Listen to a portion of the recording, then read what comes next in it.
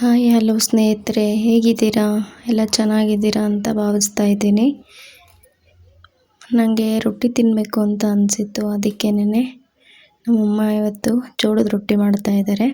So ಅದನ್ನು ನಿಮ್ಮ ಜೊತೆ ಶೇರ್ ಮಾಡೋಣ ಅಂತ ಅಂದ್ಕೊಂಡಿದ್ದೀನಿ. ನೋಡಿರಿ, ಜೋಳದ ರೊಟ್ಟಿನ ಹೇಗೆ ಉಬ್ಬಿದ ರೀತಿಲಿ ಅಮ್ಮ ಮಾಡಿಕೊಡ್ತಾರೆ ಅಂತ ಹೇಳ್ಬಿಟ್ಟು. ಸೊ ಇದನ್ನು ಎಷ್ಟು ಚೆನ್ನಾಗಿ ನಾದ್ತಿರೋ ಅಷ್ಟು ಚೆನ್ನಾಗಿ ಉಬ್ಬಿ ಬರ್ತವೆ ರೊಟ್ಟಿಗಳು. ಆಮೇಲೆ ಎಲ್ಲೂ ಅರಿಯಲ್ಲ, ಒಂದೇ ಥರ ಬರ್ತವೆ. ಸೊ ಅದಕ್ಕೋಸ್ಕರ ಚೆನ್ನಾಗಿ ನಾದ್ಕೊತಾ ಇದ್ದಾರೆ. ಎಷ್ಟು ನಾದ್ತಿರೋ ಅಷ್ಟು ಚೆನ್ನಾಗಿ ಬರ್ತವೆ ರೊಟ್ಟಿ. ಸೊ ನನಗೆ ಯಾವಾಗೆಲ್ಲ ಇದಕ್ಕಿಂತ ಪ್ರೋಟೀನು ಆಮೇಲೆ ನಮಗೆ ಶಕ್ತಿ ಕೊಡೋದು ಇನ್ಯಾವುದೂ ಇಲ್ಲ. ನಮ್ಮನೆಲ್ಲ ನಾವು ಚಿಕ್ಕವರಿದ್ದಾಗಿಂದನೂ ರೊಟ್ಟಿನೇ ತಿಂದಿರೋದ್ರಿಂದ ಸೊ ರೊಟ್ಟಿ ಅಷ್ಟು ಕಂಫರ್ಟಬಲ್ಲು ಇನ್ಯಾವುದೂ ಫೀಲ್ ಆಗೋಲ್ಲ. ಸೊ ಇದು ಎಷ್ಟು ತಿಂದ್ರೂ ನಮಗೆ ಹೊಟ್ಟೆಗೆ ಹೆವಿ ಅನಿಸಲ್ಲ. ಆಮೇಲೆ ಹೆಲ್ದಿಯಾಗೂ ಇರುತ್ತೆ, ಶಕ್ತಿನೂ ಬರುತ್ತೆ. ಸೊ ಅದಕ್ಕೋಸ್ಕರ ನಂಗೆ ಜೋಳದ ರೊಟ್ಟಿ ತುಂಬಾ ಇಷ್ಟ ಆಗುತ್ತೆ. ಅದು ನಮ್ಮಮ್ಮ ಮಾಡೋ ಜೋಳದ ರೊಟ್ಟಿ ತುಂಬಾ ಇಷ್ಟ ಆಗುತ್ತೆ. ನೀವು ನೋಡಿರಿ, ಮನೇಲಿ ಮಾಡಿರಿ, ಹೇಗಿತ್ತು ಅಂತ ಕಮೆಂಟ್ ಮಾಡಿ ಹೇಳಿ.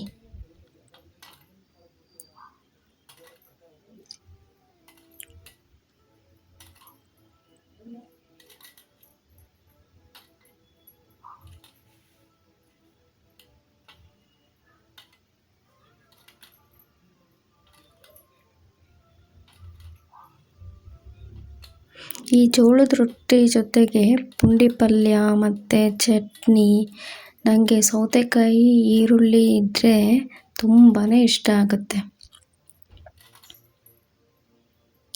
ಎಣ್ಗಾಯಿ ಮಾಡ್ತಾರಲ್ಲ, ಎಣ್ಗಾಯಿನೂ ಕೂಡ ತುಂಬಾ ಚೆನ್ನಾಗಿರುತ್ತೆ ಇದ್ರ ಜೊತೆಗೆ.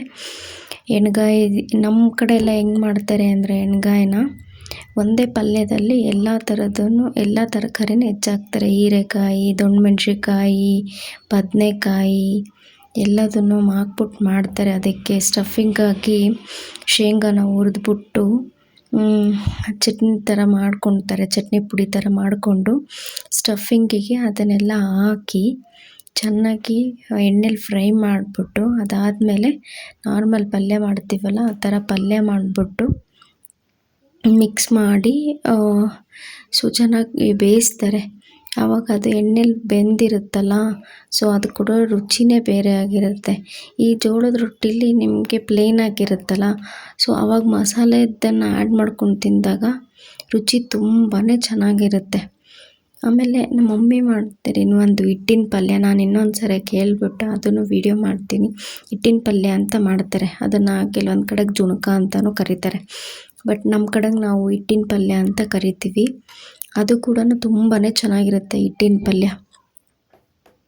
ಅದರಲ್ಲೂ ನಮ್ಮ ಮಮ್ಮಿ ಮಾಡೋ ಅಂಥ ಹಿಟ್ಟಿನ ಪಲ್ಯ ನಂಗೆ ತುಂಬಾ ಇಷ್ಟ ಆಗುತ್ತೆ. ಚಿಕ್ಕ ವಯಸ್ಸಿಂದನೂ ಕೇಳಿ ಮಾಡಿಸ್ಕೊತೀನಿ ಹಿಟ್ಟಿನ ಪಲ್ಯನ.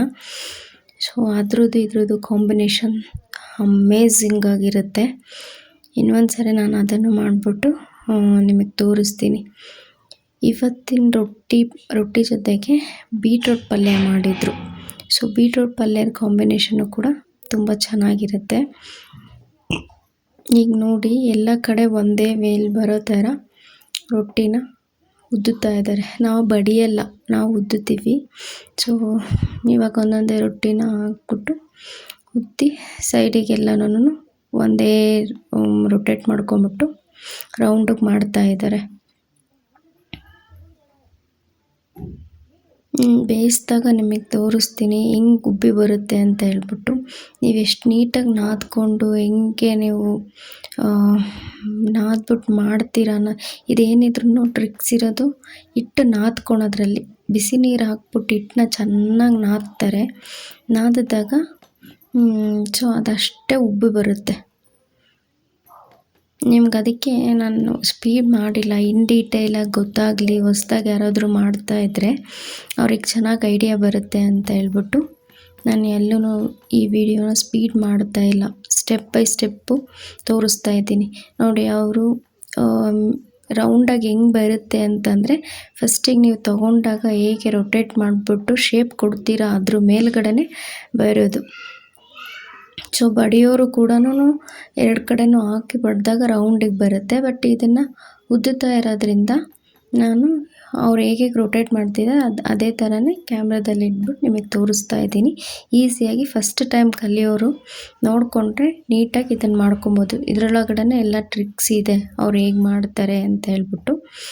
ಸೊ ಇದನ್ನೊಂದು 2-3 ಸರಿ ನೋಡಿಕೊಂಡ್ರೆ ಬರದೇ ಇರೋರು ಕೂಡ ಜೋಳದ ರೊಟ್ಟಿ ಮಾಡ್ಕೋಬೋದು. ಎಲ್ಲ ಫುಡ್ಗಿಂತನೂ ಡಯಟ್ ಫುಡ್ ಅಂತ ಮಾಡ್ತಾರಲ್ಲ, ಅದೆಲ್ಲ ಡಯಟ್ ಫುಡ್ಡಿಗಿಂತನೂ ಜೋಳದ ರೊಟ್ಟಿ ತುಂಬಾ ಹೆಲ್ದಿ ಮತ್ತು ಡಯಟ್ ಮೇಂಟೈನ್ ಮಾಡೋರಿಗೆ ತುಂಬ ವೆಯ್ಟ್ ಲಾಸ್ ಮಾಡುತ್ತೆ, ಬಟ್ ಎನರ್ಜಿ ಕೊಡುತ್ತೆ, ಸ್ಟ್ರೆಂತ್ ಬರುತ್ತೆ ನಮಗೆ. ಬೇರೆ ಎಲ್ಲನೂ ನಾವು ಟ್ರೈ ಮಾಡಿದಾಗ ನಾವು ಅದು ಮಾಡೋಕ್ಕಾಗಲ್ಲ. ಇದ್ರ ಜೊತೆಗೆ ಸಲಾಡ್ ಇಟ್ಕೊಂಡು ಸೊ ಡೈಲಿ ನಾವು ಜೋಳದ ರೊಟ್ಟಿ ತಿಂತಾ ಬಂದ್ವಿ ಅಂದರೆ ಬೇರೆ ಯಾವ ಡಯೆಟು ಮೇಂಟೈನ್ ಮಾಡೋ ನೆಸೆಸಿಟಿನೇ ಇಲ್ಲ, ಅಷ್ಟು ಪವರ್ಫುಲ್ಲಾಗಿದೆ ಇದು. ಸೊ ಈವನ್ ಚಪಾತಿಗಿಂತನೂ ಕೂಡ ರೊಟ್ಟಿ ಬೆಸ್ಟ್ ಅಂತ ಹೇಳ್ತಾರೆ. ಈ ಜ್ವರ ಬಂದಾಗಲೂ ಕೂಡ ರೊಟ್ಟಿನೇ ಕೊಡ್ತಾರೆ. ಈ ಚಪಾತಿ ಎಲ್ಲ ಆದರೆ ಡೈಜೆಸ್ಟ್ ಆಗಲ್ಲ ಜ್ವರ ಬಂದಾಗೆಲ್ಲ ಅಂತ ಹೇಳ್ತಾರೆ, ಬಟ್ ರೊಟ್ಟಿ ಹಂಗಲ್ಲ ನಿಮಗೆ. ಸೊ ಈಸಿ ಡೈಜೆಸ್ಟ್ ಆಗುತ್ತೆ, ಆಮೇಲೆ ಹೊಟ್ಟೆನೂ ತುಂಬಿರುತ್ತೆ. ಇಷ್ಟೇ ತಿನ್ನಬೇಕು ಅಂತ ಲಿಮಿಟೇಷನ್ಸ್ ಇಲ್ಲ ನಿಮಗೆ. ಆರಾಮಾಗಿ ಉಬ್ಬಿರೋ ಅಂಥ ರೊಟ್ಟಿಗಳನ್ನ ತಿಂದರೆ ಸೊ ನಿಮಗೆಲ್ಲೂ ಹೆವಿ ಅಪ್ಪ ನನ್ನ ಕೈಲಿ ಆಗೋದೇ ಇಲ್ಲ ಆ ಥರ ಫೀಲ್ ಆಗಲ್ಲ. ಸೊ ಆರಾಮಾಗಿ ರೊಟ್ಟಿ, ತುಪ್ಪ, ಪಲ್ಯ, ಚಟ್ನಿ, ಶೇಂಗಾ ಚಟ್ನಿ ಹಾಕ್ಕೊಂಡು ತಿಂದರೆ ಇದಕ್ಕಿಂತ ಬೇರೆ ಊಟನೇ ಬೇಡ. ಮತ್ತು ಮೊಸರು ಕೂಡ ಹಾಕ್ಕೊಂಡು ತಿಂತಾರೆ. ಇವಾಗ ನೋಡಿ, ಸೊ ರೊಟ್ಟಿ ಆದಮೇಲೆ ರೊಟ್ಟಿಗೆ ಮೇಲ್ಗಡೆ ಇಟ್ಟಿರುತ್ತಲ್ಲ, ಇಟ್ಟಿದ್ರೆ ಒತ್ಬಿಡುತ್ತೆ ರೊಟ್ಟಿ. ಅದಕ್ಕೋಸ್ಕರನೇ ಸ್ವಲ್ಪ ನೀರು ಎತ್ಕೊಂಡು ಸಾಫ್ಟಾಗಿ ಹಚ್ಚಬೇಕು. ತುಂಬ ರಫಾಗಿ ಇದು ಮಾಡಬಾರ್ದು, ಸೆನ್ಸಿಟಿವ್ ಇರೋದ್ರಿಂದ ಸೊ ಅರ್ಧೋಗೋ ಚಾನ್ಸಸ್ ಇರುತ್ತೆ. ಅದಕ್ಕೋಸ್ಕರ ಸಾಫ್ಟಾಗಿ ಹಚ್ಬಿಟ್ಟು ಇಮ್ಮಿಡಿಯೇಟಾಗಿ ತೆಗಿತಾರೆ. ಡ್ರೈ ಆಗುತ್ತೆ ಅಷ್ಟೊತ್ತಿಗೆ. ಮೇಲೆ ಹಚ್ಚಿರೋ ನೀರೆಲ್ಲನೂ ಡ್ರೈ ಆದ ತಕ್ಷಣ ತಿರುಗಿಸ್ಬಿಟ್ಟು ಉಲ್ಟಾ ಹಾಕ್ತಾರೆ. ಹಾಕಿದಾಗ ಸೊ ಆ ಸೈಡೂ ನೀರು ಹಚ್ಚಿರ್ತೀವಲ್ಲ ಆ ಜಾಗನೂ ಕೂಡ ಚೆನ್ನಾಗಿ ಬೇಯುತ್ತೆ. ಬೆಂದಾದಮೇಲೆ ನೆಕ್ಸ್ಟು ಮತ್ತೆ ರಿಟರ್ನ್ ಹಾಕ್ತಾರೆ. ರಿಟರ್ನ್ ಹಾಕಿದಾಗ ಆವಾಗ ಉಬ್ಬುತ್ತೆ ರೊಟ್ಟಿ. ನೀವು ಹೆಂಗೆ ಪ್ರೆಸ್ ಮಾಡ್ತೀರೋ, ಮುಂಚೆ ಎಲ್ಲನೂ ಬಟ್ಟೆ ಇಟ್ಕೊಳೋರು, ಒಂದು ಕಾಟನ್ ಬಟ್ಟೆ ಇಟ್ಕೊಂಡು ಪ್ರೆಸ್ ಮಾಡಿದ್ರೆ ಅದು ಹಂಗೆ ಇವಾಗ ನೋಡಿ ತಿರುಗಿಸಿ ಹಾಕಿದ್ದೀವಲ್ಲ, ಇಮ್ಮಿಡಿಯೇಟಾಗಿ ಉಬ್ಬಕ್ಕೆ ಶುರುವಾಗುತ್ತೆ ರೊಟ್ಟಿ.